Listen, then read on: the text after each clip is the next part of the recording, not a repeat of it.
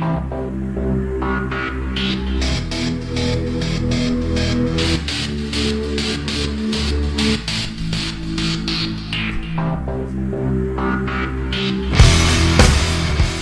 tout le monde, bienvenue à Radio B52, votre podcast du Québec numéro 1. Merci de nous écouter toujours en plus grand nombre.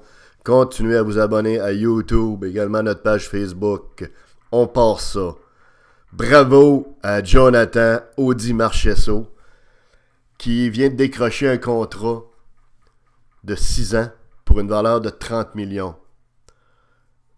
Jonathan Audi Marchesso est un exemple de persévérance, de résilience.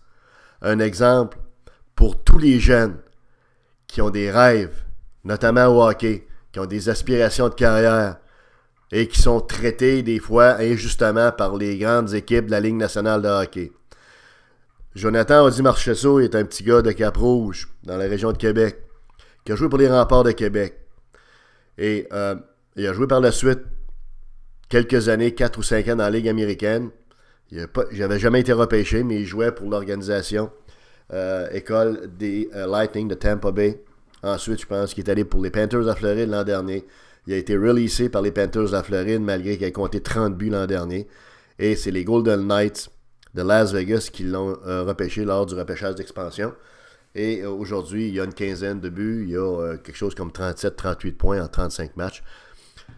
Jonathan Audi Marchesso, c'est une histoire qui devrait être communiquée à un paquet de jeunes sportifs. Et même une histoire de vie.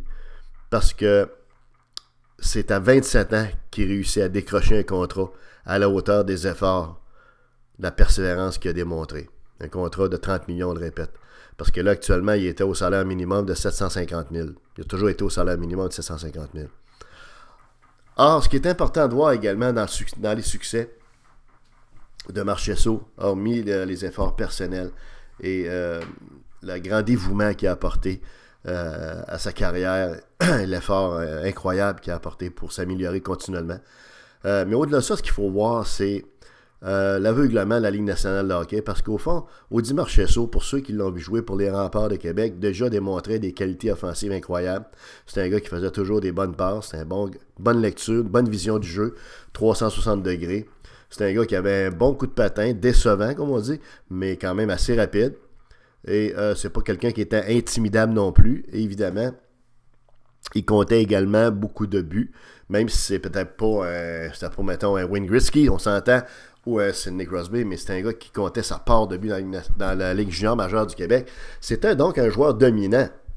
Et c'était un gars qui était aimé de ses coéquipiers en plus, pas difficile à coacher. On vient de vous énumérer toutes les qualités de ce gars-là. Or, la Ligue nationale de hockey ne l'a même pas repêché. Imaginez-vous.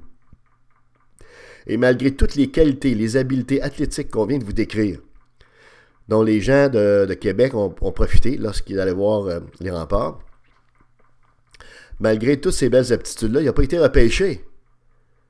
Il a été invité par l'organisation du Lightning, mais pas repêché. Et pourquoi? Pour une raison. Parce qu'il mesure 5 pieds 8 ou 5 pieds 9. Peut-être 5 pieds 10. En tous les cas, il n'y a pas 6 pieds. Donc, pour la Ligue nationale de hockey, il était trop petit. C'est l'unique raison pour laquelle il n'a pas été repêché. Parce qu'hormis ça, avec toutes les qualités qu'on vient de vous dire, c'est tout un joueur de hockey, là.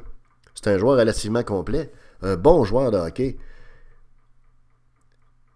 Alors, ça vous montre l'aveuglement, quelquefois, des recruteurs puis des équipes de la Ligue nationale lorsqu'ils évaluent le talent. Et malheureusement, ils passent sous le radar bien des joueurs qui ne mesurent pas 6 pieds 2, 6 pieds 3 puis 6 pieds 5, mais qui ont le cœur gros comme l'aréna, qui ont du talent, qui ont des habiletés, de très très grandes aptitudes pour jouer du gros hockey, et qui sont pas repêchés, parce qu'ils mesurent 5 pieds 10, parce qu'ils sont jugés trop petits. Imaginez-vous.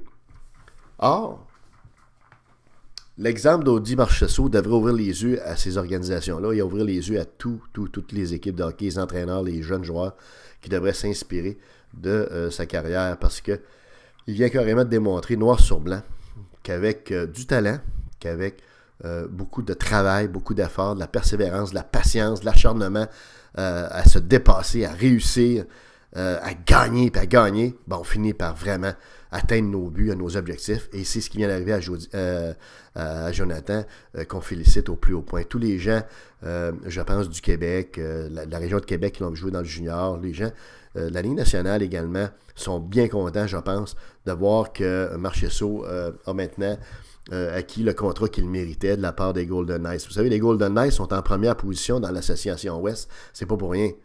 C'est pas juste à cause de Marchessault, c'est un effort d'équipe. Ils ont fleuri d'un but, qui jouent de façon exceptionnelle également. Puis ils ont des joueurs. Collectivement, c'est un club qui joue bien, qui est très bien coaché. Alors, mais il reste que Marchessault est une bougie d'allumage pour eux autres. Ils en ont besoin. Puis là, ils viennent de le figer, de le garder chez eux pour les 5 prochaines années. Bravo. Très bonne décision des Golden Knights de Las Vegas. En terminant, ce qu'on veut dire, c'est que Jonathan du Marchessault, les Remparts, peuvent être fiers de l'avoir monté. Il était dirigé à l'époque par Patrick Roy. Marchessault lui-même est le premier à féliciter, puis le premier responsable de ses succès. Et tout ce qu'on peut lui souhaiter, c'est une très très belle carrière. À 27 ans, il y a encore plusieurs bonnes années devant lui. Et on est certain qu'avec le cœur gros comme l'Arena qu'il a, avec l'effort qu'il va donner, avec l'éthique de travail qu'il a, évidemment, toutes les habiletés athlétiques qu'on a décrites en début de podcast, ce gars-là va avoir une très très belle carrière, qui est déjà en cours puis qui va se poursuivre pour de très très longues années. Ce qui est malheureux, c'est que des organisations comme le Canadien de Montréal, les Bruins de Boston, enfin, toutes les organisations l'aient pas vu, qui aient passé en dessous du radar. Et des joueurs comme Maudit Marchessault, malheureusement, qui ne jouent pas dans la Ligue nationale et qui devraient, qui passent en dessous du radar parce qu'ils n'ont pas la grandeur qu'il faut. Il y en a un bon paquet. Il y en a plus qu'on pense. Peut-être que les recruteurs devraient commencer à examiner un petit peu ce qu'il y a, ces joueurs-là qui sont pas nécessairement selon les normes en termes de taille, mais qui ont beaucoup d'habileté puis beaucoup de talent puis qui peuvent aider les clubs. C'était Radio B52, Night Train.